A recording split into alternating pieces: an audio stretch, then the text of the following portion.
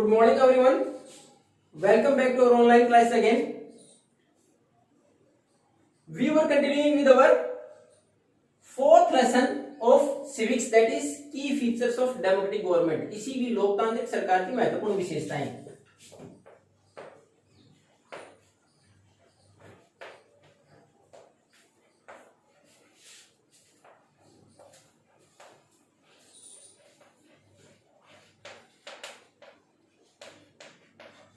और उसमें हमने पहला जो पढ़ा था वो क्या था? पार्टिसिपेशन, पब्लिक पार्टिसिपेशन की पार्टिसिपेशन, लोग ज्यादा से ज्यादा भागीदारी करें. सबसे पहली जरूरत किसी भी लोकतंत्र की क्या है कि लोग डिसीजन मेकिंग में पार्टिसिपेट करें, कि जो डिसीजन लिए जाते हैं उसमें लोगों की महत्वपूर्ण भूमिका है. वो हमने पढ़ा था किस प्रकार होती है. सबसे महत्वपूर्ण तरीका तो है चुनाव, इलेक्शन. इलेक्शन के दौरान हम क्या करते हैं? We are going to elect our representatives who are going to rule us. और डेमोक्रेसी क्या है? डेमोक्रेसी का मतलब क्या था? वो सरकार जिसमें कि हमारे ऊपर शासन करने वाले, व्यवस्था को चलाने वाले हमारे द्वारा इलेक्ट होते हैं, हमारे द्वारा चुने जाते हैं, वो लोकतंत्र है, डेमोक्रेसी है. जैसे हम अगर एग्जाम्पल की बात करें, नरेंद्र मोदी जी जिनको हमने 2014 में भी चुना, लोगों ने वोट डाल के, उसके बाद 2019 में रिपीट किया क्योंकि लोगों को लगा ही इज वर्किंग वेल, वो अच्छा काम कर रहे हैं. फिर आप राजस्थान की बात करें, 2018 में आपके यहाँ चुनाव हुए, हमने सरकार बदल दी. इससे पहले बीजेपी, भारतीय जनता पार्टी और वसुंधरा राजे मुख्यमंत्री हुआ करती, तो उनको हमने बदल दिया क्योंकि हमें लगा कि she was not working according to our expectations. जो हमारे यहाँ वोटर्स हैं, मतदाता हैं, यानी आप लोगों के जो पेरेंट्स हैं वो वोटर्स हैं, तो उनकी इच्छाओं के अनुसार वो काम नहीं कर पा रही थी. जो एक्सपेक्टेशंस थी, जो लोगों ने उम्मीदें लगा रखी थी, उनसे वो नहीं कर पाई. इट वॉज चेंज, उनको बदल दिया गया, सरकार को बदल दिया गया. तो डेमोक्रेसी क्या है कि लोगों की भागीदारी तो लोगों की इच्छा के अनुसार चलती है. सबसे महत्वपूर्ण पार्टिसिपेशन किसके द्वारा? इलेक्शन के द्वारा होता है, चुनाव के द्वारा. हम वोट डालने जाते हैं, हमारे पेरेंट्स या फिर who are above the age of 18, जिनकी भी उम्र 18 साल से ऊपर है, वोटर्स हैं, वो सारे वोट डालते हैं. वो डिसीजन लेते हैं कि हमारे यहाँ का प्रतिनिधि कौन होगा, कि कौन यहाँ से जिसको हम चुन के भेजेंगे हमारे लिए अच्छा काम करेगा. ये किसके कौन डिसीजन लेता है? वोटर्स डिसीजन लेते हैं, यानी पब्लिक डिसीजन लेती है. तो पार्टिसिपेशन है पब्लिक का. अब हमें लगता है हमने डिसीजन लिया था उस टाइम पर, हमें लगा ये व्यक्ति अच्छा काम करेगा, लेकिन नहीं करता है वो. Then we are going to change him और her in the next election. अगले चुनाव में हम उसको बदल भी तो सकते हैं, 5 साल का समय तो लगेगा, लेकिन उसके बाद जब दोबारा वोटिंग होगी, अगर अच्छा काम नहीं किया, we are going to change, हम बदल देंगे. दूसरा पार्टिसिपेशन का तरीका क्या था? इलेक्शन के अलावा अगर बात करें तो हमारे पास तरीका क्या है? इलेक्शन के अलावा हमारे पास हम स्ट्राइक कर दें, सरकार के खिलाफ प्रोटेस्ट करें, धरने प्रदर्शन करें, सिग्नेचर कैंपेन चला दें कि सिग्नेचर कराएं बहुत सारे लोगों की, हम क्यों नाराज हैं सरकार से. उसके बाद मीडिया में अपनी बात रखें, न्यूज़पेपर में लिखें सरकार के बारे में कि सरकार अच्छा काम नहीं कर रही है, उसको क्या करना चाहिए, सुझाव दें सरकार को. उसके बाद अल्टीमेटली सरकार उसके ऊपर सोचती है, क्योंकि लोगों के अनुसार चलना है सरकार को. दोबारा अगर चुनाव जीतना है तो लोगों के अनुसार, इच्छा के अनुसार काम करना होगा. तो फिर सरकार सोचती है ऐसा हो क्यों ना, विरोध इतना क्यों है, तो उसके ऊपर डिसीजन लेती है सरकार. उसके अलावा हमने देखा था कुछ एक हमारे सेक्शन ऑफ द सोसाइटी, समाज के कुछ वर्ग ऐसे हैं जिनकी बात कम सुनी जाती है, तो अपना संगठन बना ले. They are supposed to make a group, अपना एक बड़ा ऑर्गेनाइजेशन ग्रुप बना ले, समूह बना ले. Then they can pressurise the government, फिर सरकार को प्रेशराइज कर सकते हैं. तो ये तो था पार्टिसिपेशन. अब दूसरा हमारे पास है टू रिजोल्व कंफ्लिक्ट. दूसरी जो हमारे पास महत्वपूर्ण चीज है,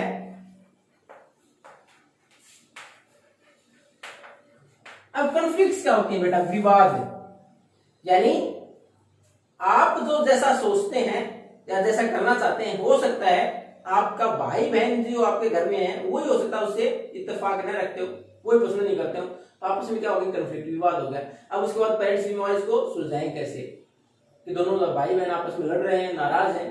तो अब पेरेंट्स की जिम्मेवारी है कि हाउ टू रिजोल्व इट, कि दोनों को शांत करना, दोनों को खुश भी रखना है घर में. तो क्या करें? पहला तरीका दिया था, जो गलत है हम उसको डांटे भी कि हाँ आप गलत करते हैं, आपको ऐसा नहीं करना चाहिए, सही तरीके से बताएं. दूसरा, अगर हमें ऐसा लगता है कि आप कोई चीज मार्केट से लेने जा रहे हैं, दोनों की डिमांड अलग अलग है, अगर हम फुलफिल कर सकते हैं तो दोनों की डिमांड पूरी करने का प्रयास करें, दोनों शांत रहे, यहाँ दोनों की मांग पूरी, दोनों खुश हैं. तो सबसे महत्वपूर्ण काम है लोकतंत्र का कि इतने सारे लोग होते हैं किसी भी देश के अंदर. अगर भारत की आबादी की बात करें, it is around 130 crore, 130 crore की आबादी, यानी 1 अरब 30 करोड़ से ऊपर की आबादी भारत की. उसमें कितने सारे विवाद होते होंगे. फिर दूसरा, हमने डाइवर्सिटी पढ़ा था भारत में, डाइवर्सिटी विभिन्नताएं. तो हमने देखा हमारे यहाँ कितने सारे धर्म हैं, religion, region, caste, culture, dance forms, languages, कितनी सारी डाइवर्सिटीज हैं, तो कितने सारे विवाद हो सकते हैं भारत में।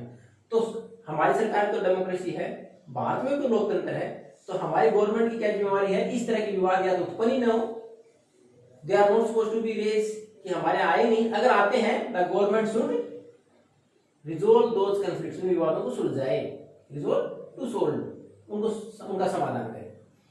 तो सबसे महत्वपूर्ण काम है। इसमें आपने एक एग्जांपल शुरुआत जब लेसन की थी आपने पढ़ा था माया का एग्जांपल, उसने बताया था कि Hector he was so dead, उसको गोली मार दी गई साउथ अफ्रीकन गवर्नमेंट के द्वारा।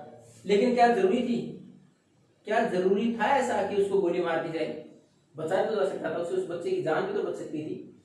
विवाद क्या था, साउथ अफ्रीकन जो व्हाइट गवर्नमेंट, जो गोरे लोग जो सरकार चला, उन्होंने एक अफ्रीकन लैंग्वेज इंपोज कर दी, अफ्रीकन भाषा जबरदस्ती लाद दी कि बच्चों को ये पढ़नी है। और वो बच्चे किसका विरोध कर रहे थे कि हमारी जो नेटिव लैंग्वेज है जुल्लू है, यानी हमारी जो भाषा है वो जुल्लू है, तो हम तो उसमें पढ़ना चाहते हैं।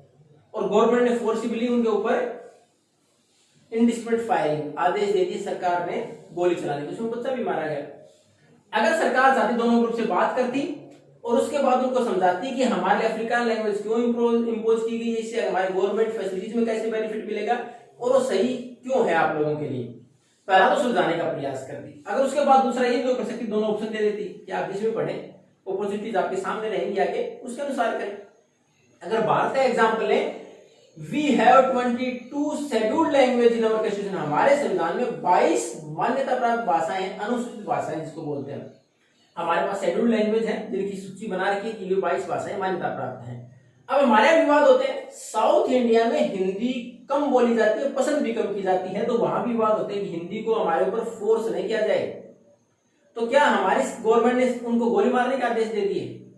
ऐसा नहीं हुआ, भारत में इस विवाद को सुलझाया गया, रिजोल्व किया गया। किस प्रकार, हमने ऑफिशियल लैंग्वेज दो डिक्लेयर कर दी कि हिंदी भी होगी और इंग्लिश भी होगी, दोनों में काम हो सकता है। फिर भी हमें लगा कि हो सकता है इंग्लिश के साथ कंफर्टेबल ना वो लोग जो हिंदी के साथ भी नहीं है, तो हमने एक छूट और दे दी, every state can work in their own official language. हर राज्य जिसकी मान्यता प्राप्त भाषा है, जैसे पंजाब में पंजाबी, कर्नाटका में कन्नड़, महाराष्ट्र में मराठी, तो उसमें जिस भी स्टेट की जो भी भाषा उसके अंदर वो अपना चाहे तो राज्य की जो भी कार्यवाही है, जो भी काम होते हैं उस भाषा में कर सकती है वो सरकार।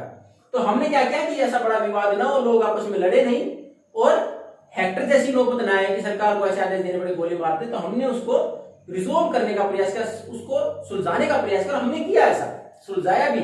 हमारे ऐसे विवाद नहीं मिलते अब। तो इसी प्रकार डेमोक्रेसी में किसी सरकार की दूसरी महत्वपूर्ण जिम्मेदारी पार्टिसिपेशन के बाद, पहले तो हम भागीदारी करें, दूसरा क्या है कि लोकतंत्र में विवादों को सुलझाया जाए। विवाद कई प्रकार से हो सकते हैं। अब भारत के एग्जाम्पल की बात करें तो भारत में देखो आप, हमारे कितने सारे रिलीजन है।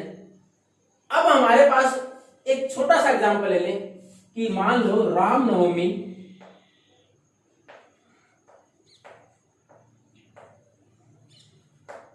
और ईद दोनों एक ही दिन आ जाए, अगर ये दो त्योहार एक ही दिन आ जाए, अब ये हमारा महत्वपूर्ण फेस्टिवल है, हिंदुओं का ये, मुस्लिमों का।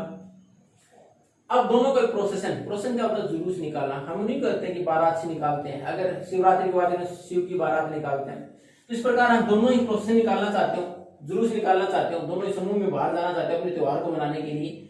अब दोनों आपस में कहीं ना कहीं लड़ भी तो सकते हैं, कहीं ना कहीं विवाद भी तो हो सकते हैं। हो सकता है कुछ लोग ऐसे हो जो एक धर्म को पसंद नहीं करते हो, ये इनको पसंद नहीं करते हो, इसको मनाने वाले इसको पसंद नहीं करते हो, तो विवाद हो सकता है।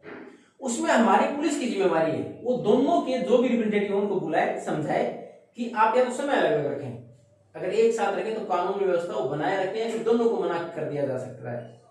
तो हमारी पुलिस की जिम्मेवारी, सरकार प्रयास करती है इस तरह के विवाद न हो। ऐसा नहीं होता कि हम, अगर हमारे पास गवर्नमेंट में जो मेजोरिटी है वो बोले कि नहीं दूसरे को तो हम अगर मनाएंगे तो गोली मार देंगे, ऐसा नहीं होता। भारत में हम क्या करते हैं, उसको सोल्व करने का प्रयास करते हैं, और ऐसा ही होता है। हमारे विवाद ऐसे बहुत कम देखने को मिलते हैं, क्योंकि गवर्नमेंट प्रयास करती है कि इस तरह के विवाद न हो, फोर्स भी नहीं करती, मेजोरिटी के अनुसार फोर्स नहीं करती कि जो ऊपर बैठे हैं, जो जिस धर्म से हैं वो फोर्स करें जबरदस्ती, ऐसा नहीं होता। दूसरा, आपने हमारे यहाँ भारत में अगर विवाद की बात करें तो हमारे देखो रिवर वाटर की बात करें, नदियों का जो पानी है। अब देखो नदी ऐसा तो है नहीं कि उसको ये पता है स्टेट की बाउंड्री यहां तक है तो वहां से वहां तक ही बहे, यानी किसी नदी का ऐसा तो है नहीं कि वो तो केवल हरियाणा की नदी है या वो पंजाब की है, वो राजस्थान की है, मध्य प्रदेश की है, कि वो नदी वहीं तक रहेगी, उससे बाहर नहीं जाएगी, उसको पता है बाउंड्री यहीं तक है, ऐसा तो होता नहीं। रिवर तो डिफरेंट कंट्रीज तक भी हैं। अगर इंडस की बात करें तो हम देखो पाकिस्तान, फिर उसके बाद भारत में, भारत तक आती है। हमारे तो बहुत सारी नदियां ऐसी। तो उस केस में क्या है, पानी की शेयरिंग की, कौन कितना पानी इस्तेमाल करेगा, इस पर विवाद होता है। With in the country also, देश के अंदर भी होता है। भारत का एग्जांपल है तो कावेरी जो नदी है हमारी, आपकी बुक में इसकी स्पेलिंग अलग दे रखी है लेकिन एक्चुअल में यही है। कावेरी नदी का पानी के ऊपर विवाद होता है, कहां की है, साउथ इंडिया की है, और विवाद किसके बीच में होता है, कर्नाटका और तमिलनाडु के बीच में। अब इसमें जो डैम बना रखे हैं, उन डैम में कर्नाटका की तरफ से इसका फ्लो है, यानी कर्नाटका की तरफ से तमिलनाडु की तरफ जाती है नदी, तो कर्नाटका अगर उसका ज्यादा पानी शेयर करे और या उसको रोक दे डैम बना के, तो तमिलनाडु तक पानी नहीं जाएगा। तो पानी दोनों को बराबर चाहिए, रिवर का कोर्स तो वहां तक है। तो इस प्रकार के हमारे विवाद तमिलनाडु और कर्नाटक के बीच में बार बार हुए भी हैं, उसके बाद उनको सोल्व भी किया गया सेंट्रल गवर्नमेंट के द्वारा। यानी अवर government interfere in such matters, हमारी सरकार इस तरह के मैटर्स में इंटरफेयर करती है, दोनों को समझाती है किस प्रकार इस पानी की शेयरिंग हो, क्योंकि ultimately we are citizen of a single country, कि ये तो राज्य हैं, हम तो पूरे देश के एक नागरिक, सबके लिए जरूरी है पानी। तो इस प्रकार के विवादों को सुलझाने का प्रयास किया गया है, इसको बड़ा नहीं होने देते कि हमारे विवाद ऐसे बढ़े जिसकी वजह से टकराव हो और अल्टीमेटली वायलेंस, हिंसा हो और लोग मरे, ऐसा हमारे यहाँ डेमोक्रेसी में नहीं होता। तो डेमोक्रेसी का महत्वपूर्ण काम ही क्या है, रिजोल्व कॉन्फ्लिक्ट्स। पहला था की फीचर्स में पार्टिसिपेशन, कि लोग ज्यादा से ज्यादा भागीदारी करें, ज्यादा से ज्यादा भाग लें। पहला तरीका इलेक्शन है, अगर इलेक्शन के दौरान नहीं है तो उसके बाद लोग, अगर सरकार गलत करती है, क्रिटिसाइज, आलोचना करें, उसके बाद उसके खिलाफ प्रोटेस्ट, विरोध प्रदर्शन करें, स्ट्राइक करें, उसके बाद सिग्नेचर कैंपेन चला सकते हैं, मीडिया में लिख सकते हैं, मीडिया के अंदर अगर हमारी इलेक्ट्रॉनिक मीडिया की बात करें तो वहां अपनी बात रख सकते हैं, अपने ऑर्गेनाइजेशन बना के सरकार पर दबाव डाल सकते हैं। दूसरा हमारे पास रिजोल्व कॉन्फ्लिक्ट, लोकतंत्र में दूसरा काम क्या है, अगर कोई विवाद किसी भी आधार पर होता है तो सरकार उसको सुलझाए। ये हमने पढ़ा भारत के कई एग्जाम्पल, भाषा के नाम पर, उसके बाद आपने देखा रिलीजन के नाम पर, उसके बाद रिवर वाटर के नाम पर, और गवर्नमेंट ने हर एक को रिजोल्व किया भी है। रिमेनिंग लेसन के लिए हम तीसरा एक टॉपिक की ओर बचा, उसमें we are going to proceed in the next class. If you are in doubt then you can ask. Till that time, thank you and have a nice day.